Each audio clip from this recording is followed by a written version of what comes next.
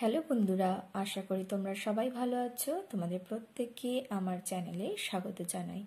বন্ধুরা, আগের ক্লাসে আমি তোমাদের কাছে যে বিষয়টি নিয়ে এসেছিলাম সেটি হলো ধ্বনি থেকে শব্দ তৈরি। আজকে আমরা এই টপিকটাই কন্টিনিউ করব, কিন্তু সেক্ষেত্রে একটি গুরুত্বপূর্ণ বিষয় আমাদের মাথায় রাখতে হবে যখন আমরা শব্দ উচ্চারণ করব ও তা প্রয়োগ করব। তো বন্ধুরা, আমরা যখন শব্দ তৈরি করি সেক্ষেত্রে আমাদের মুখের উচ্চারিত ধ্বনিগুলির প্রত্যেকটারই যেন অর্থ থাকে। অর্থহীন ধ্বনি কেবল আওয়াজ, তার কোনো মানে হয় না। অর্থাৎ যেসব জুড়ে দেওয়া ধ্বনির কোনো অর্থ নেই তাকে শব্দ বলা যেতে পারে না। প্রত্যেকটি ধ্বনির অর্থ থাকতে হবে, অর্থাৎ আমরা যে শব্দ মুখ দিয়ে উচ্চারণ করি তা অর্থপূর্ণ যেন হয়। তাহলে এসো বন্ধুরা, আমরা এখানে দেখি। তাহলে দেখছি যে কোনো শব্দ তৈরির জন্য ধ্বনি বা তার লিখিত রূপ বর্ণ প্রয়োজন। কিন্তু মনে রাখবে, যে কোনো ধ্বনি বা ধ্বনি সমষ্টি দিয়ে শব্দ হয় না।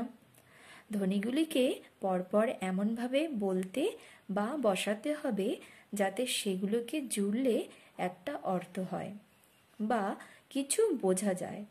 যেমন হস্যই, ব, অ, এই তিনটি ধ্বনি পরপর উচ্চারণ করলে জুড়ে দিলে হয় ইব।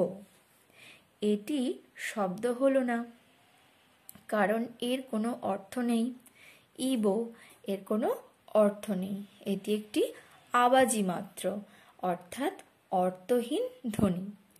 কিন্তু যদি ওই তিনটি ধ্বনিকেই ব, অ, হস্যই এভাবে পরপর উচ্চারণ করে জুড়ে দেওয়া যায় তাহলে হয় বই, অর্থাৎ বই কথাটির অর্থ আছে।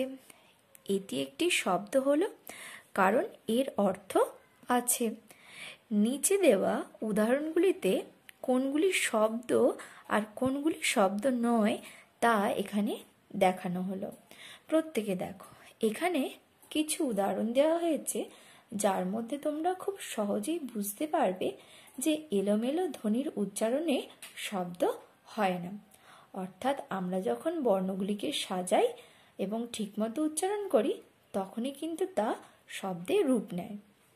তাহলে একদিকে আমরা ছকে দেখতে পাচ্ছি শব্দ নয়, আর একদিকে আমরা দেখতে পাচ্ছি শব্দ। তো শব্দ নয়ের ছকে যে বর্ণ প্রথমেই সাজানো আছে সেটি হলো ল, অ, ফ, হর্ষ। তাহলে এটার উচ্চারণ হচ্ছে লফু, যার কোনো অর্থ নেই। আবার এদিকে যখন আমরা শব্দে সাজাচ্ছি ফ, হর্ষ, ল, অ, তখন হয়ে যাচ্ছে ফুল, অর্থাৎ ফ্লাওয়ার। তারপরে দেখছি আমরা শব্দ নয়তে বর্গীয় জ, অ, ক, আ, যেটা মেলালে হয়ে যায় জকা। জকার কোনো অর্থ নেই, কিন্তু তাকে যখন আমরা সাজিয়ে লিখছি ক, আ, বর্গীয় জ, অ, কাজ, তাহলে কাজের অর্থ আছে। নেক্সট শব্দ নয়তে দেখতে পাচ্ছি র, অ, অন্তস্থ দীর্ঘ ম, অ, যেটির শব্দ আসছে রয়ুম।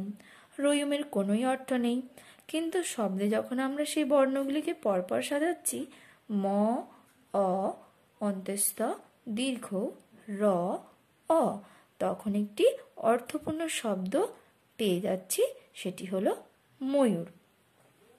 তাহলে বন্ধুরা, এইভাবে আমরা যখন কোনো শব্দ উচ্চারণ করব বা আমরা লিখে প্রকাশ করব তখন আমাদের অবশ্যই খেয়াল রাখতে হবে সেটি যেন একটি অর্থপূর্ণ শব্দ হয়।